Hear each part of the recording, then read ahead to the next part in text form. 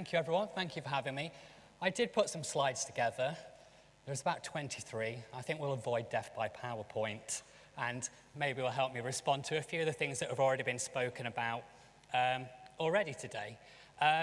So I'm here to talk about what we are doing at Transport for London, and I'm going to kind of pick up a lot on my main role is communications and engagement manager for accessibility. So I'm not out there building these things and making things accessible, the infrastructure, but I will talk a little bit about that.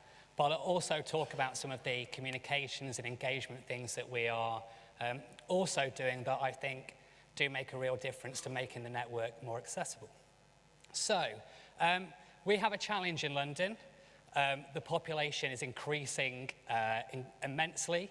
We're at about 8.6 million people right now. By 2030, that should hit around 10 million people. Also, we're in this situation where the number of older and disabled people is increasing as well, both in real and percentage terms. And we really need to be able to plan for that and make a network that is accessible for everyone. On top of that, there's also kind of a lot of work, and as Neil pointed out, and I think Keith too, about who do we class as needing accessible services?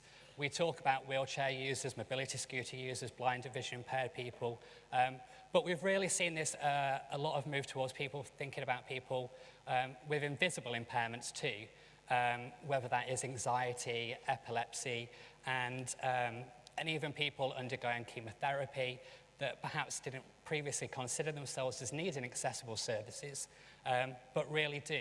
So that means this is increased pressure on us to make sure that we are delivering an accessible service for everyone, and also, of course, not forgetting that anything that you make accessible is good for everybody.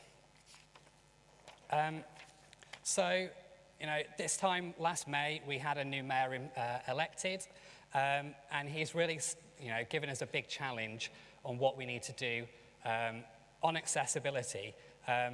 In his manifesto, I'll quote him verbatim, he said, "Nobody in London should be denied the opportunity to make the most of what it has to offer in work, travel, and leisure." And I think that's really important. Transport is not a means to an end. It is there to support everyone going about their daily lives. And for older and disabled people, it's also about ensuring that they can travel spontaneously, safely, and easily. So we can't, you know, we have to overcome any restrictions, barriers that are in place that make people, perhaps at worst, be socially isolated. And we also have to take a bit of a more holistic approach to this. Accessibility isn't just about infrastructure. It's about staffing, it's about training, it's about the information and having as much information as possible that's as relevant to people as possible and as accurate as possible. And it's also about giving older and disabled people that confidence to travel. So often, you know, Lauren's talked about people that she knows, so often people don't make the journeys that they want to make and need to make because they've been put off by something bad that's happened. And I do lose count of the amount of times people tell me about bad things that bus drivers have done. But hopefully, we'll see a change in that. And with a new mayor also means a new transport strategy. So we produce this every time there's a new mayor, kind of setting out what the priorities are going to be, not only for that mayoral term, but also for the next 25 years. And in the upcoming Mayor's Transport Strategy, which I know some of the people I've seen around the room today have already been speaking to you about, is about making transport in London more accessible. And also taking this whole journey approach to this. I think it was Keith that was saying that you know, a journey starts when people are leaving the door. We actually think a journey starts when people are thinking about making a journey. So as soon as they are getting onto Journey Planner or using an app or whatever it may be, we have to make sure from that right at that start that everything is accessible and everything is giving people the support that they need. So we do have some challenges and we do have some opportunities. Don't like to use this as an excuse. We do have a network that was originally built, a lot of it, without accessibility in mind. And there are those things to overcome to see how we can work around those. I think for many wheelchair users, sometimes if you've made some convoluted journey in a tube station to use the lifts, we haven't done that on purpose. It's probably because there's some reason, some, pipes, Thames water pipes, whatever it may be, that we have to overcome. There's also things around that's not just about the infrastructure and the information, but about other customers too, in that for many people, overcrowding is a barrier, and the real or perceived behavior of our customers is a barrier.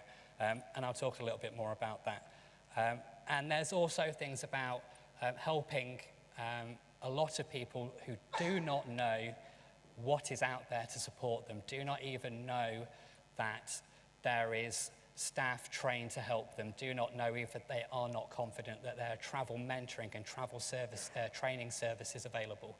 And we really need to be pushing out to those people. So I'm going to talk a little bit of some of our successes that we've had and some of the things that we've achieved. So we've talked about kind of step-free access at stations. So we're on 71 step-free stations at the minute. That's only 26% of the whole underground network. But in the next 5 years, we should have another 30 more tube stations. So that's a good improvement.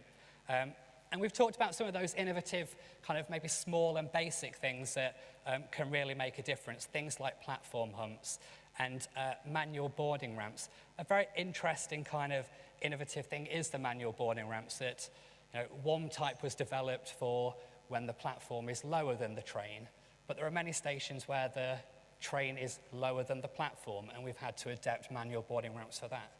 There's also restrictions around the width of platforms, and many manual boarding ramps would be too long at the angle that wheelchair users would need to get on. So there's work going on to see, do you create a swivel manual boarding ramp? Do you create one that's at an angle that enables you to put them in at more stations that they can be put in? And then there's work to do, and we do this with London's boroughs, to make our bus stops accessible as well. It's all well and good having a manual boarding ramp, a wheelchair ramp that one, works, and two, the driver's willing to deploy it. But if that curb is not at the right height and there's bins and whatever else in the way, that still means it's inaccessible. And a lot of work is going on right now about London Underground. We've talked about buses being fully accessible and the London Underground lagging behind that. But we're really putting into place now plans and strategies to really make the biggest improvement to tube accessibility that we can. So I talked about those 30 more tube stations, but also things about the station's design around, you need to be thinking around lighting and color contrast and the type of flooring that you're using and wayfinding and making sure that if you have got to use the lifts, that you're not going in a really complicated journey that's making your journey even longer than it should be.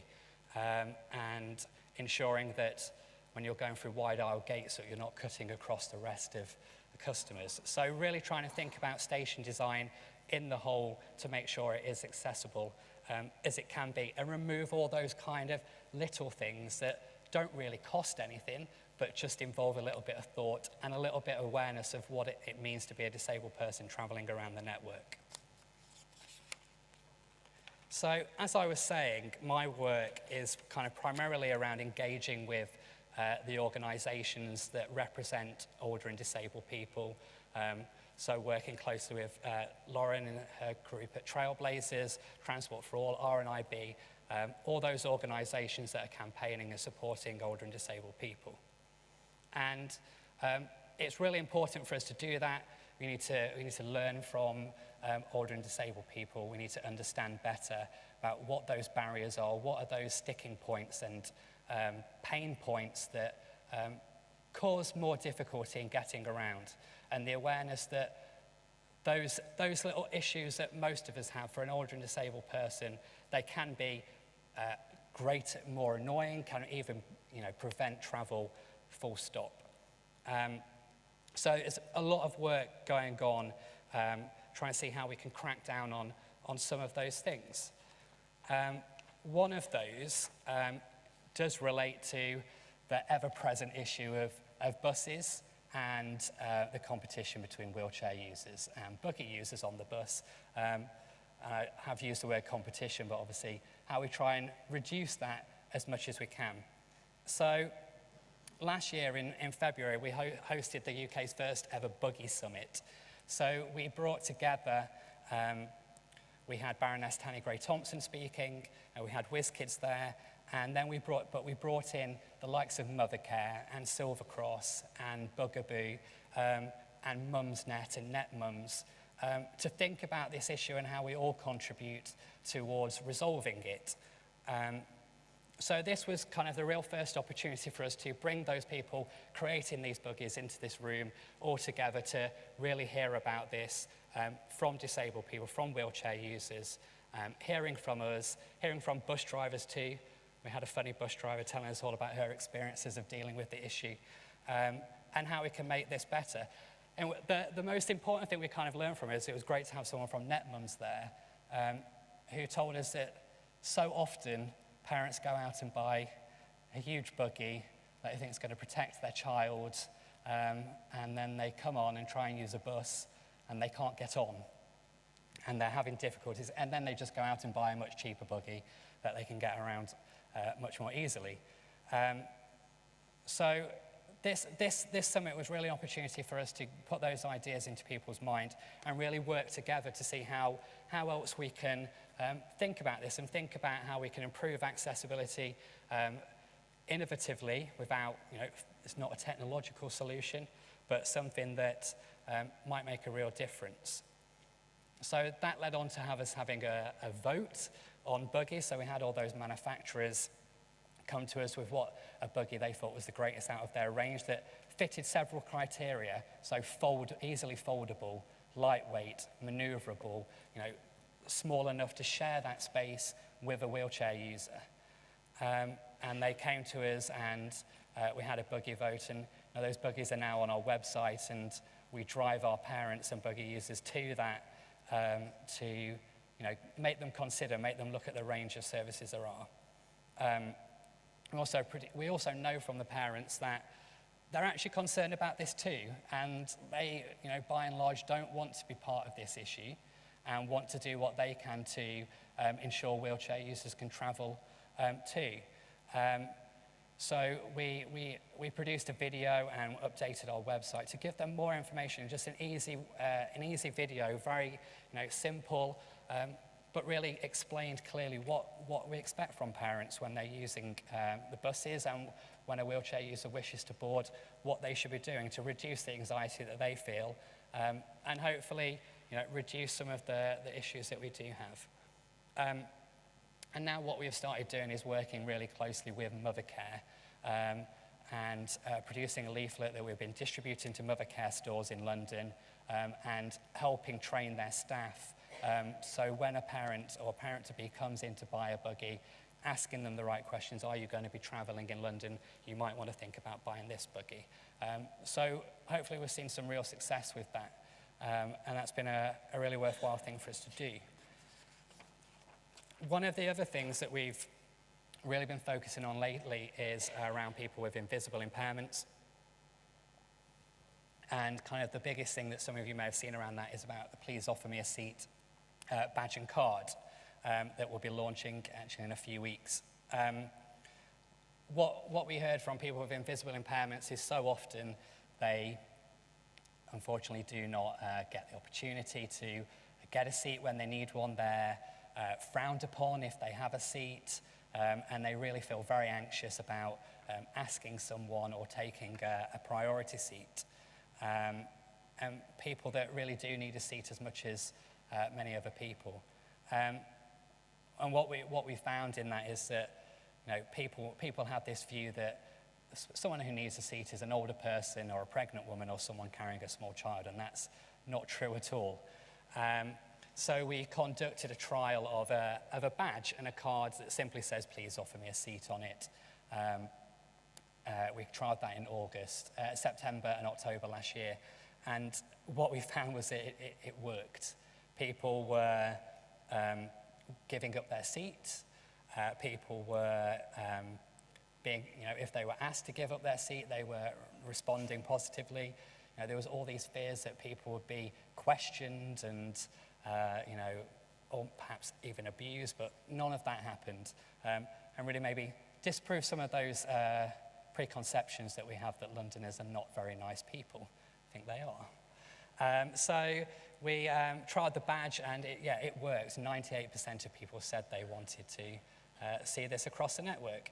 And it's just something very simple. It didn't take a lot of money. It didn't take a huge amount of building and constructing something. It was just a really kind of simple idea that on the back of customer feedback, why can't we have something like this, like there is for Baby on Board? And it worked, and it's really brought into people's attention the needs of people with invisible impairments, and help people think that they may know what autism is, they may know what epilepsy is, but what does that mean for when someone with those conditions is traveling on the network? So I think it's been really simple and quite effective. One of the other issues that I was talking about earlier that we do have to address also is this issue of people not knowing what is out there, not knowing what the services are, people who are not making the journeys that they could be making because out of fear, out of a lack of knowledge, and which just breeds a lack of confidence.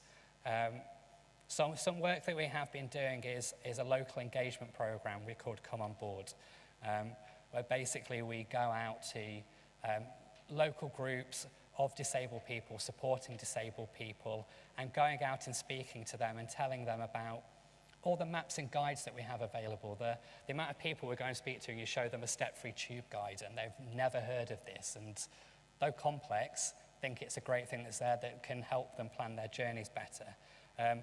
People who lack confidence, there's travel mentoring services. They can go out with people on journeys and they can be taught about what it's like to go around on the bus or on the tube. Travel support cards that if you have communication difficulties that you can show to a member of staff to just get the support that you need. And also to kind of, I think, gives a lot of people confidence to have someone standing there from Transport for London talking to them and telling them about that there is that support available. And if something does go wrong, we'll do something about it. I've seen, we've done some work around assistance dogs and the rules around them being allowed in taxi and private hire vehicles.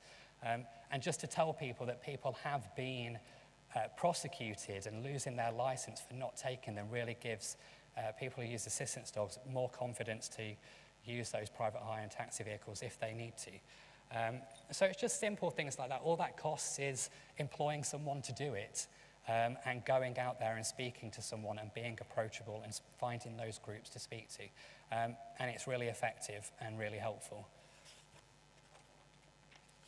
So I've kind of not really talked about technology that much, but obviously that is a part of this and a big part of innovation. And there's a whole group of older and disabled people out there that want more granular information about what goes on the network, what is happening both pre-journey and real time to get them around and help them get them around. And it's something we're really working on right now. And I think information is now really the big thing for us as transport providers to be focusing on. What is the information we're giving out to older and disabled people to help them get around our networks. One of the things we hear so often is that there's no apps for accessible travel. These app developers are not doing anything, they're not providing anything, and you point someone to Citymapper and it doesn't really do what someone might want it to do. So we're really working with app developers to bring them together and make them think about what we have available, but also asking what data do we not have available. We have an API, we have an open data feed for app developers to use. that they can just utilize and use however they see fit for the target market that they're aiming at. But there needs to be more data on that, more granular information around bus stops. Do they have shelters? Do they have countdown systems? Do they, real-time information about lift closures? Unfortunately, lifts close down sometimes. But if you're in the middle of a journey and you need that lift, you need to know as soon as possible that it is down. And staff also need to know as soon as possible. So if you need to speak to them, they can tell you. They can say, no, you can't go to that station. The lift's down at the minute, but we can take you on this journey instead. Staff have iPads and apps that they can use, and we need to really be rolling out more of those for accessibility. For example, we're working on an app at the minute for real-time information for our staff. So they have that app on their iPads. The lift goes down, the escalator goes down. They can immediately input in that, and it will immediately go into perhaps into Journey Planner or into an app to tell someone when they're traveling that that's not in service now. So it's really better equipping our staff and equipping disabled people to better travel around. We've done lots of innovation things around iBus, like audio, visual information, but information I think is really vital right now. We really need to be encouraging the tech community to be doing more on this, and we need to be supporting them be able to do what they want. I've had numerous meetings with tech companies lately wanting more information around issues like if you're a blind or vision impaired person, there's 3 buses coming up to my stop. How do I know which one it is? And how do we do that? How do we use data and information to make that more exact? Can we use the technology that Wayfinder has been doing in tube stations and other areas? How can we use information like that and systems like that to use that for buses and even getting around streets too? So there's lots of things that we can be doing to make services more accessible, but we need to be thinking as widely as possible about what all those things are that do make older and disabled people, help them travel safely and spontaneously and easily and get around as best as they can. Thank you.